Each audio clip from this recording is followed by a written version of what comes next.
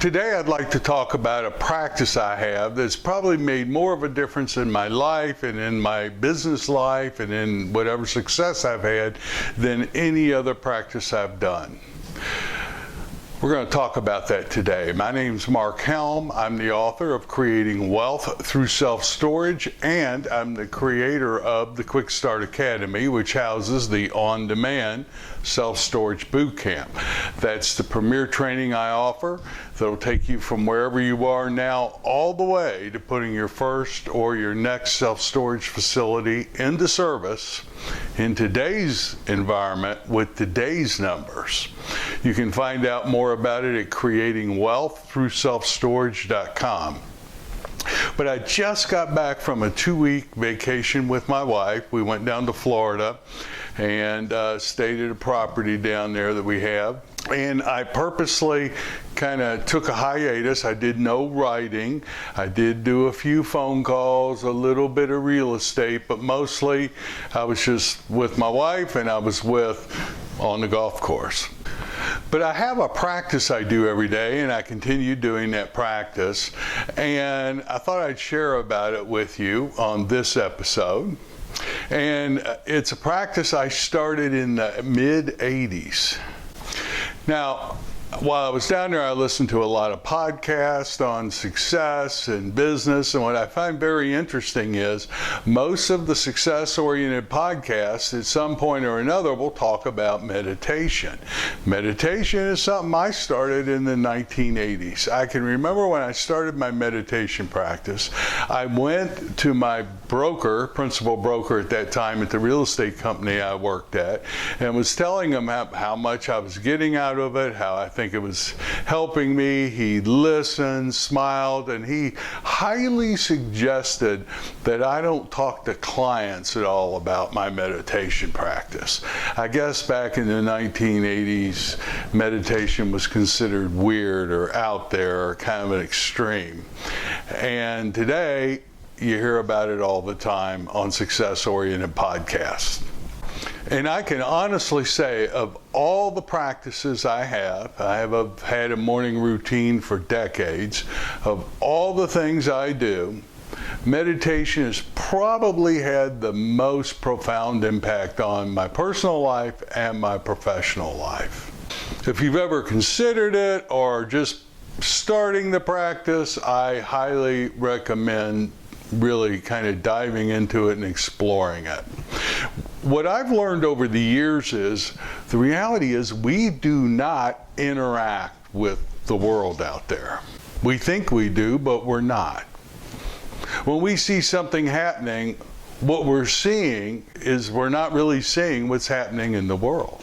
Now you're saying, what does that have to do with business? Well, everything. Mostly, we hear the voice in our head.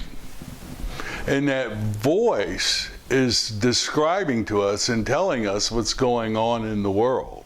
And mostly we just believe what it says, and then we react to it and make decisions and take actions based on what a voice in our head is telling us. In other words, we react to life based on what a voice in our head is telling us.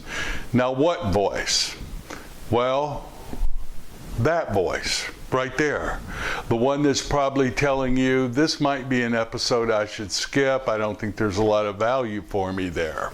Or, I've thought about meditation. Maybe I should listen. That voice right there. Try on. Just consider it. I'm not saying it's true or the truth, but try on. That voice does not accurately describe reality. That voice in your head is totally, what I've learned from my meditation practice is, that voice in our heads is totally organized around what it likes and doesn't like. It's not organized around reality or truth. It's organized around likes and dislikes. It filters everything coming to us through our likes and our dislikes. And for the most part, we just accept what that voice says as if it's true and then react. As I record this, a couple days ago, prime rate went up 0.25%. So that voice in my head hears interest rate hike. Oh boy, that's bad. How am I going to make any of my deals that I have under contract work? That voice tells me interest rate hikes are bad. Sometimes, and for many of us, that voice will also take another step, and it could say something like, well, if it's the Democrats' reckless spending that are causing inflation that require the interest rate hikes. Or that voice could say, oh, the Republicans with their debt ceiling shenanigans are going to drive the economy off the cliff. Either way, it's just a voice in our head organized around our preferences and our likes and dislikes and our worldview, describing to us what's happening out there, and we just accept it for the most part like it's the truth. We make business decisions, we make investment decisions, we make personal decisions, we decide who we like and we don't like, who we trust and we don't trust, all based on what that voice in our head is telling us. Rarely, if ever, do we question that voice and what it's telling us, or even recognize that voice. We just think that voice is describing reality, or at least that's how we act. We just hear the voice and react. Sounds crazy, doesn't it? But really, isn't that what human beings do? But I will say, over time, my meditation practice has interrupted that. It's not that that voice goes away. It's not that that voice doesn't keep talking to me. It's not that that voice doesn't try to inform me what's going on based on its likes and dislikes, its opinions and worldviews. What the meditation practice has done over time, it's given me space from that voice. In meditation, we just watch the voice and the thoughts that create the voice. We just observe it.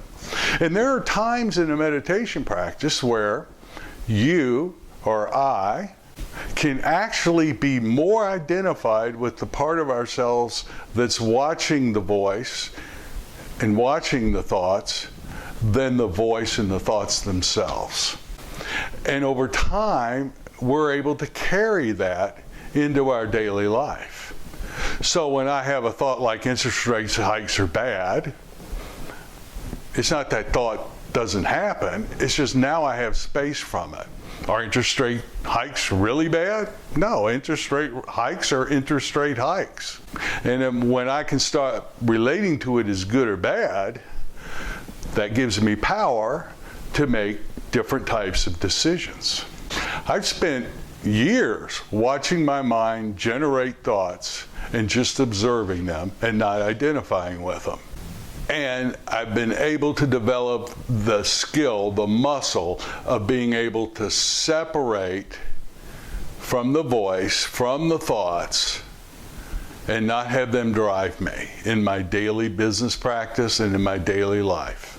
I believe I can make more reliable decisions often, not based around what I like and don't like, what I believe and don't believe.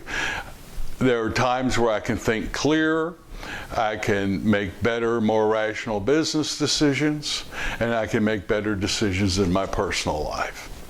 In short, I believe that my meditation practice has actually accelerated whatever success I've had in business.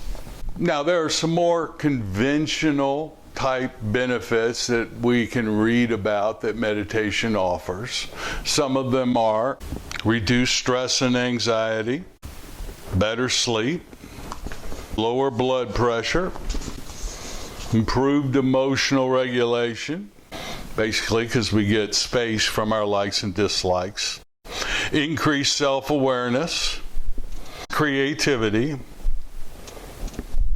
Interestingly enough, there are studies out there, and I refer to them specifically in the written portion, episode 377, under the training and blogs at Creating Wealth Through Self-Storage, to talk about how a meditation practice can actually increase and rewire the synapses in the brain and increase the amount of gray matter in certain parts of the brain.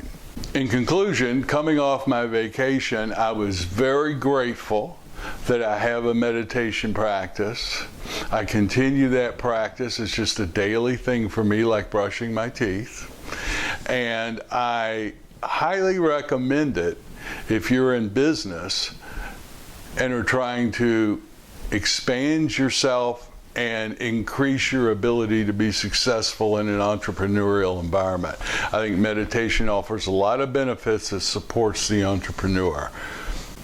So thank you for that. I look forward to being with you next week as we talk about self-storage in today's economic environment. And I look forward to being with you then. My name's Mark Helm. I'm the author of Creating Wealth Through Self-Storage. And I will see you next week.